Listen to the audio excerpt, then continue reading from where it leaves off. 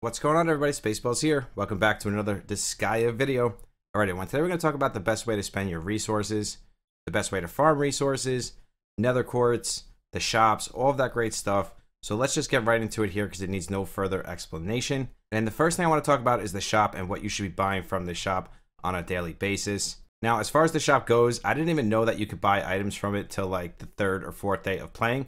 So that's why I definitely want to take notice of the shop and go over it with you guys here. And the first one I want to talk about is the HL. I buy every single one of these every single day. Now, you can argue the fact that you shouldn't be buying the golden candy and the golden bar.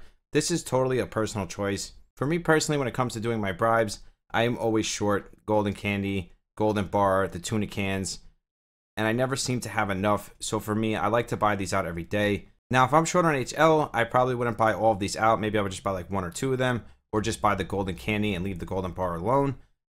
But the golden bar does give you more bribe incentive. So, I mean, really, at the end of the day, it's up to you. I like to buy them all. I think it's the better choice, especially early on.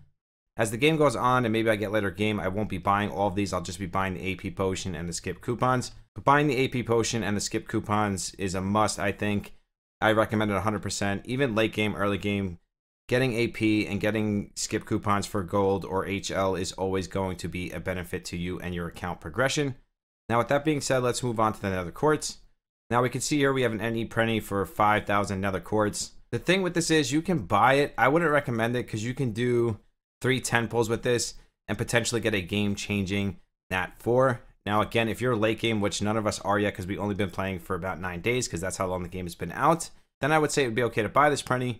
When your teams are fully maxed out, you have all the characters built that you want, then you could spend your extra quartz here on this Prenny. I don't think it's a wise move unless you're pay to win. If you're free to play like me or a very, very low spender, buying this Prenny is kind of way out there and we won't be worrying about it for a very long time. And that really goes for most of this stuff in this shop.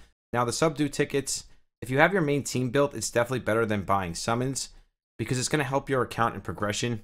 Once you get to a certain point with summoning, it's not really going to progress your account anymore and you're probably going to get 0 progression out of summoning.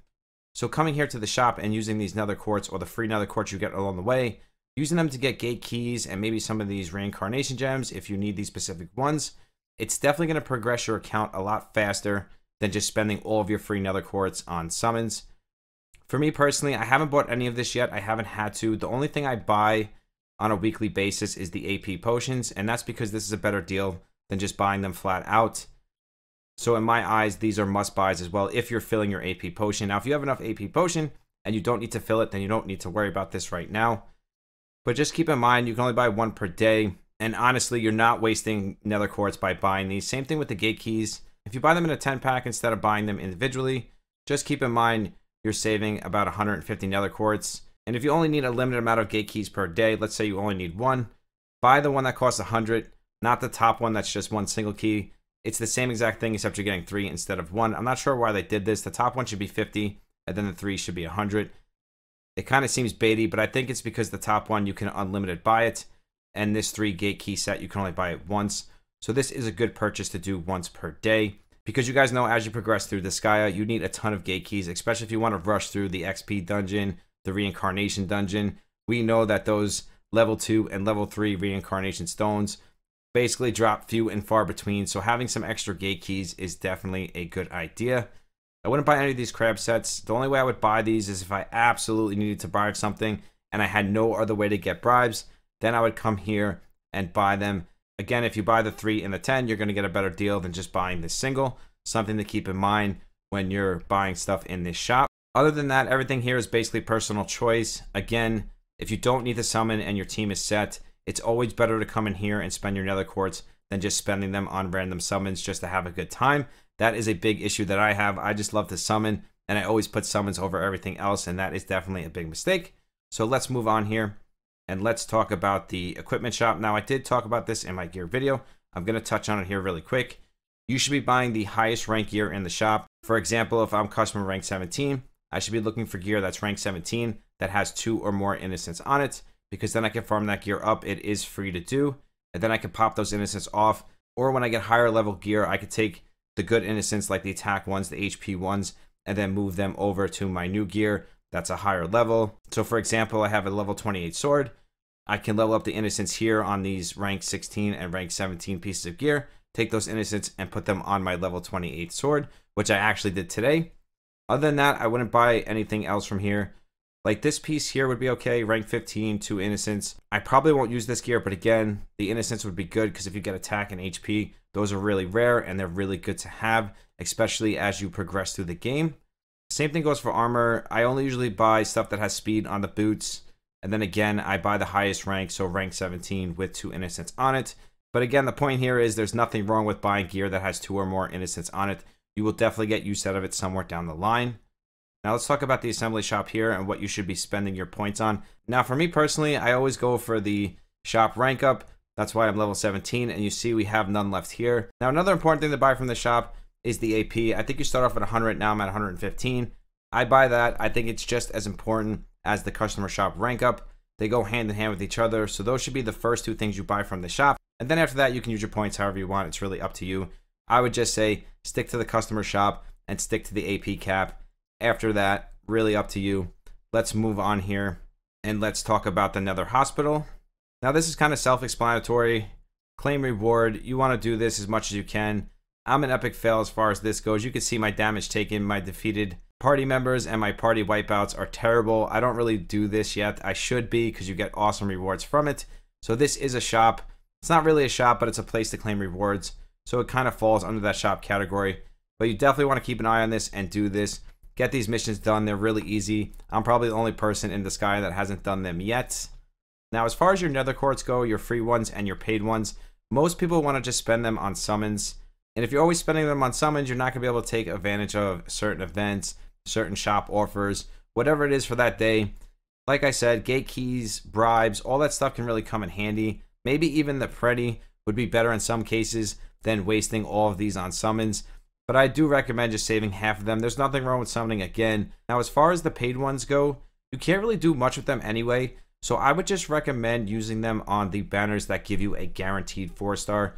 So for example, Dark Santa here, we have a 1 times guaranteed 4-star. I think these are the banners you should be spending your paid nether quartz on. Now to wrap this one up, I want to talk about the passes, the pay to win side of things. This is not going to pertain to a free to play player. So if you want to click off the video, I completely understand. So let's pull up the shop here and let's pull up these passes so we can talk about them really quick. Now, yes, I bought both passes. I just bought the second $20 one today. And the reason I bought this one is because it really comes in handy because as you progress through the game and once you start getting your characters up to level 1000, getting level 2 and level 3 reincarnation gems is close to impossible. So allowing yourself to have 10 extra dark gate runs really comes in handy. I was able to get my Desco to level 1200 now, and that's just purely because I had this pass. Without it, I would have never got the gems I needed. It would have took me like 3 or 4 days. And the event tickets and the Prenny and the pay to win nether quartz are nothing to frown about neither. They are really good value. For 20 bucks, if you look at everything else in this game, this is really good value. And just getting those extra runs in the dark gates is worth it in its own. So I do think if you're going to spend a very little bit of money, this is a must buy along with the $7 pass as well. This was the first one I bought. I bought it twice now.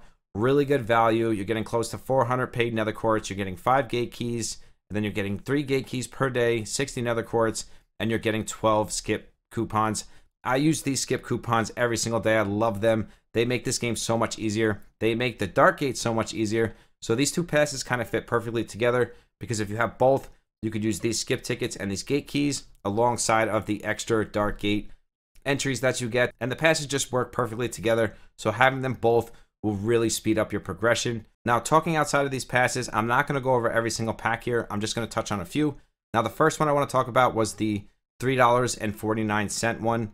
It's not here anymore because I bought it, but it gives you a guaranteed 4-star. That to me is a must buy if you're going to spend any kind of money in disgaea. It should be your first buy right when you start playing. It's going to give you a free 4-star on top of the 3 4-stars they give you already. Best value, hands down. And to talk about a few others, this $1 one is not bad for $1. I mean, you're getting 5 event skips, you're getting 5 regular skips, and then you're getting 50 and 50 of the nether quartz.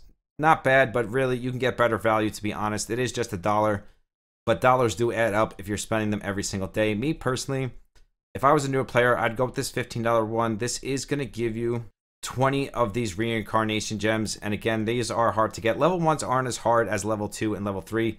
So this really isn't the best value. But if you don't have a lot of money and you're just trying to get reincarnation gems, level 1s, this wouldn't be a bad pack. And you get 3 pennies 4-star and all of these other gems alongside of it. I really don't think this is that great of value.